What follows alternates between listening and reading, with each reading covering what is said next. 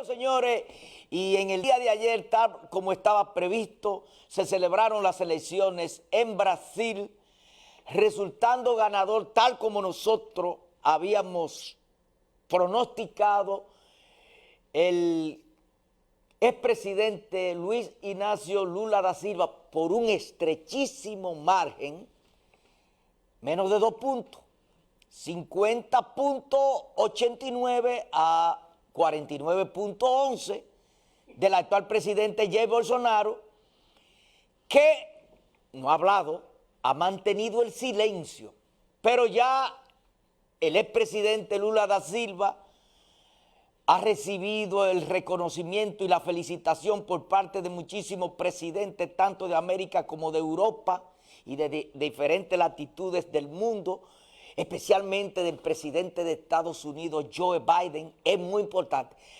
Miren cómo a veces las circunstancias operan a favor, por lo que implica Estados Unidos.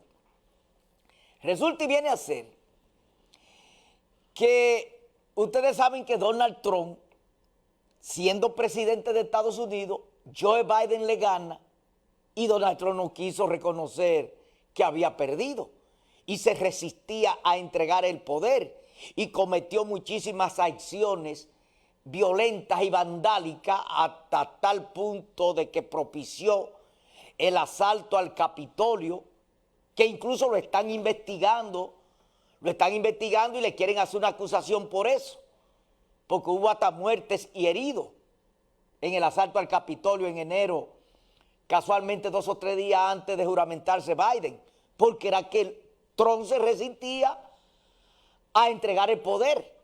Él entendía y entiende que él perdió por un fraude. Entonces, si Joe Biden fue víctima de el intento de Donald Trump de desconocer su triunfo, imagínense cómo va Joe Biden a titubear en reconocer el triunfo de Lula frente a un intento de Bolsonaro. Yo digo intento porque el hombre todavía no ha hablado y siempre hablaba de fraude, parecido a lo de Donald Trump. Lo cierto es que ojalá él, Jair Bolsonaro, no se le ocurra cometer una locura, porque sería catastrófico para él, sería fatal para él y para el propio Brasil.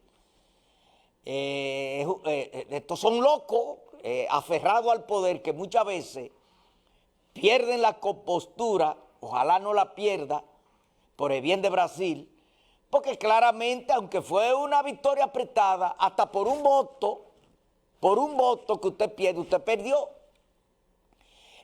Hay una diferencia de más de 2 millones de votos, porque en Brasil, que tiene 213 millones de habitantes, los con derecho a voto eran más de 150 millones de brasileños.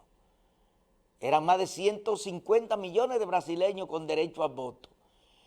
Y una campaña que ha dividido a Brasil. Bolsonaro va a tener el control del Congreso, hay que decirlo, va a tener el control del Congreso y va a ser una fuerza determinante, con mucho poder y con mucha fuerza, aún perdiendo las elecciones. Yo había hablado varias veces de eso, de que incluso es muy posible de que si las elecciones, quién sabe, se prolongaban, qué sé yo, un tiempo más, hubiera sido peor, porque era que iba avanzando. Bolsonaro avanzó demasiado. Hay analistas que dicen que el gran ganador allí es la derecha, porque Lula da Silva tuvo que abandonar principios que había enarbolado durante mucho tiempo para buscarse el apoyo de sectores conservadores y derechistas, como los grupos religiosos son muy poderosos en Brasil. Lula es un hombre de convicciones, siempre la tuvo, y en esta campaña la abandonó, de que hay que permitir el aborto en las mujeres. Lula era de convicción de eso. Y por el avance y el poder que tienen especialmente los religiosos evangélicos en Brasil, que la mayoría apoyaron a Bolsonaro, Lula tuvo que ceder en esa posición a la derecha y a esos sectores conservadores. En una ocasión lo hizo Daniel Ortega en Nicaragua también, para buscar una alianza con la iglesia, que después la ha perseguido y la ha golpeado en Nicaragua.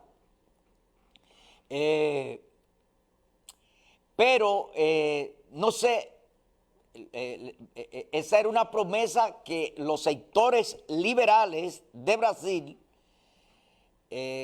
igual que aquí los sectores conservadores y ultraderechistas han logrado imponer la agenda de que no se apruebe aquí las 3 causales del aborto. Y por eso incluso aquí no se ha podido aprobar un código penal que tiene muchísimo tiempo vegetando en el Congreso, porque esos sectores presionan y tienen mucha fuerza.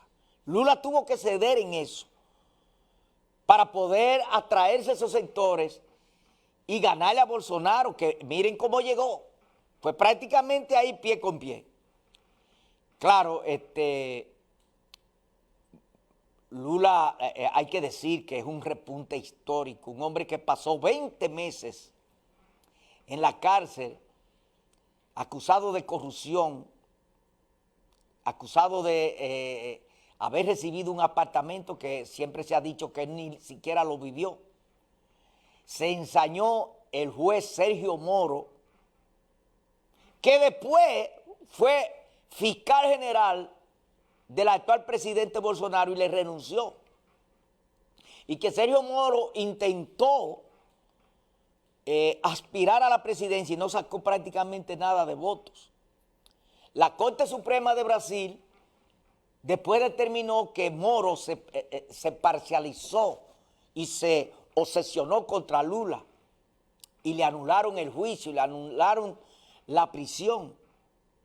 Y por eso hoy Lula es el presidente electo en Brasil.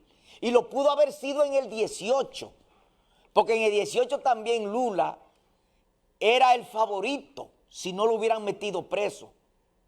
Y aún estando preso, cuando hacían encuestas, Lula salía muy por encima de Bolsonaro. Un liderazgo realmente fuerte. Hay que decir que Lula en su gobierno llevó a Brasil a una posición de ser una de las principales economías del mundo, de ser una gran potencia. Brasil nunca se había visto en tan floreciente como se vio en el periodo de Lula, con un avance económico verdaderamente impresionante. Lula, naturalmente, hay que decirlo, cometió algunos errores que hasta el propio Frei Betto, que es una figura de leyenda en Brasil, hasta le renunció, porque vio que el método que Lula estaba empleando no compaginaba con las convicciones de Frei Betto. Y entonces hay que decir que pasó todo tipo de persecuciones. Lula ha sido un hombre, en la cárcel murió la esposa y murió un hermano. Ha pasado toda la vicisitud y cuando estaba la dictadura que gobernó a Brasil desde 1962 hasta el 85, Lula como líder sindical fue también perseguido y fue víctima de las persecuciones de esa dictadura. De modo que ha sido un acontecimiento. América se tiñe de izquierda una vez más. Una vez más. Nos preguntamos, ¿qué es lo que pasa con la izquierda de República Dominicana? En todos esos países la izquierda avanza, menos la de República Dominicana. Menos la de República Dominicana. Sí, República Dominicana es un pueblo conservador, pero hay algo que le falla a la izquierda dominicana. En todos esos países, o la izquierda llega a la presidencia, mira, está en Colombia un izquierdista gobernando, en Chile un izquierdista gobernando, en Honduras un izquierdista gobernando, Lula ahora otro izquierdista gobernando. En El Salvador ha gobernado la izquierda.